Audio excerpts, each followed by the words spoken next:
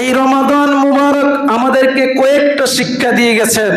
এর মধ্যে প্রথম শিক্ষা যেটা দিচ্ছেন, আমার তেলাওয়াতকৃত আয়াতে আল্লাহ নিজেই বলছেন, ইয়া আইয়ুহাল্লাযীনা আমানু কুতিবা আলাইকুমুস সিয়াম কামা কুতিবা আলাল্লাযীনা মিন ক্বাবলিকুম লাআল্লাকুম তাত্তাকুন। এই রমজান তোমাকে আমাকে সমস্ত বান্দাবান্দিকে আল্লাহ তাআলা একটা শিক্ষা দিচ্ছেন, এটা হলো আল্লাহর ভয়। এটা কি?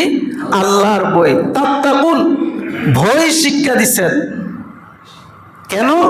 এই একটা মাস আপনি রমাদান মুখে থাকার পরে, বাড়ির 3টা গেট বন্ধ থাকার পরে, ফ্রিজে ঠান্ডা পানির ব্যবস্থা থাকার পরও, একাকিত্ব রুমে থাকার পরও আপনি এক গ্লাস ঠান্ডা পানি পান করেন নাই। কার বয়ে? না, পান করার অপশন ছিল না? অপশন ছিল, কেউ দেখলো না। হইলে পৃথিবীর আপনার স্ত্রী দেখলো না, সন্তানও দেখলো না, আপনি রুমে একা, ফ্রিজে ঠান্ডা পানিও আছে, আপনি পান করেন নাই। কার বয়ে? আল্লাহর বয়ে। রমজান শিক্ষা দেয়, তুমি আল্লাহর বয়ে রমজানও পানি পান করো নাই, খাবার গ্রহণ করো নাই, স্ত্রী ব্যবহার করো নাই।